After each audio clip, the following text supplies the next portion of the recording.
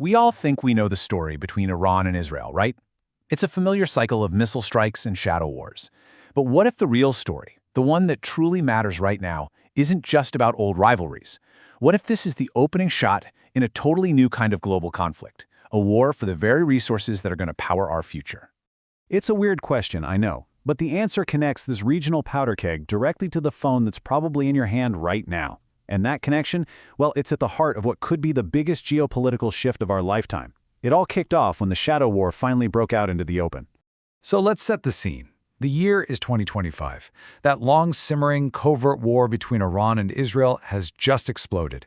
What used to be proxy battles and quiet operations is now a direct and, frankly, a really dangerous exchange of fire.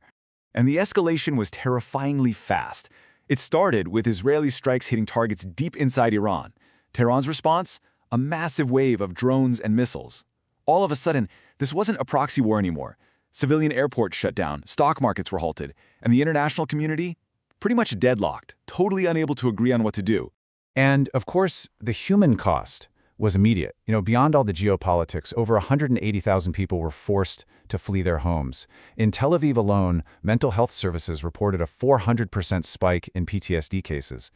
But while the whole world was focused on the missiles and this unfolding crisis, something else, something much quieter, was taking a critical turn. Because here's where the story takes a really sharp turn. Underneath all the noise of the military conflict, a completely different kind of battle was heating up. One that involves the fundamental building blocks of our modern world. We're talking about rare earth elements, or REEs. Think of these 17 metals as the secret ingredients in, well, everything. From the guidance systems and missiles to electric cars to the chips that power AI supercomputers. To put it simply, whoever controls the supply of these elements, they basically control the 21st century economy. And then this happened. Right in the middle of this escalating war, Iran, a country isolated by sanctions for years, announced it had built its very own facility to process these critical minerals. Now, this wasn't just some technological achievement. It was a massive strategic play to get into one of the most vital markets on the entire planet. Now, to really get why Iran's move was such a big deal, you have to look at the global picture. For decades, China has had a near monopoly on processing these elements. The refining process itself is incredibly dirty, environmentally hazardous, so a lot of Western nations just kind of offshored the problem years ago. That allowed Beijing to corner over 80% of the world's capacity, giving it an unbelievable chokehold on global tech and defense supply chains. That dominance was directly challenged in early 2025. The re-elected Trump administration slapped a new wave of heavy tariffs on Chinese tech. The stated goal? To deliver, and I'm quoting here, a final blow to China's chokehold on American innovation. Well, as you can imagine, China's response was swift and it was powerful.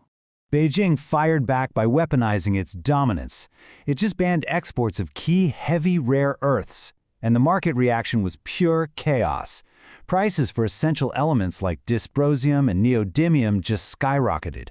This created a huge strategic vacuum, a desperate global need for a new supplier.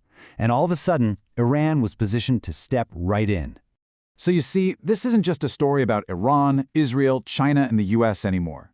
This new resource war is speeding up a much bigger global split, pitting the world's major powers into two competing blocs, the G7 on one side and the expanded BRICS nations on the other. And the split between them is pretty stark.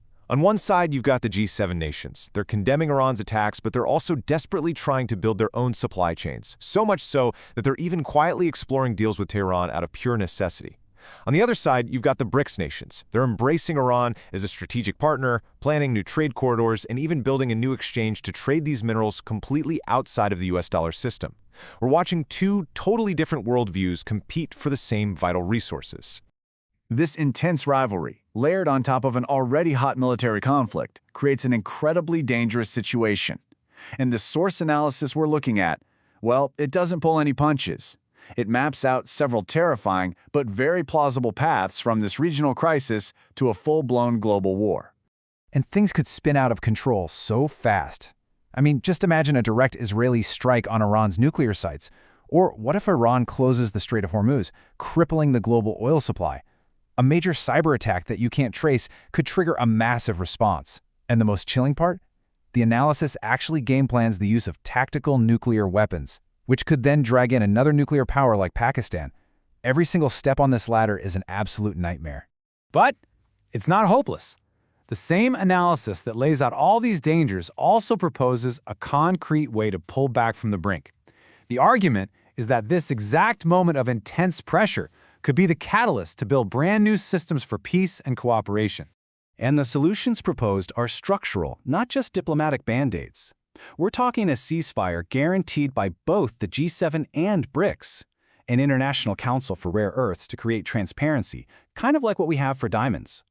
A new JCPOA Plus deal that ties nuclear limits to mineral trade. A global fund to make sure every nation has fair access. And then there's this really bold, forward-looking idea. An AI-powered early warning system. I mean, imagine a global platform that uses satellite data and predictive models to spot conflict flashpoints before they explode. It could give diplomats a critical 7 to 30-day window to step in and de-escalate. This is about shifting from just reacting to crises to actively preventing them. So all this leaves us at a crossroads with one fundamental question. Will this competition for critical resources just fuel a new generation of conflict, a global war fought over completely new prizes? Or can it actually force us to build new systems of cooperation and shared security? The choice, it really seems, is between fire and foresight. Now, this entire explainer is based on a detailed analysis from the Pure Sustainability Consulting Group, and their work suggests that what looks like an unavoidable path to war might actually hold the seeds of a more stable, more cooperative global order. The choice, ultimately, is up to us.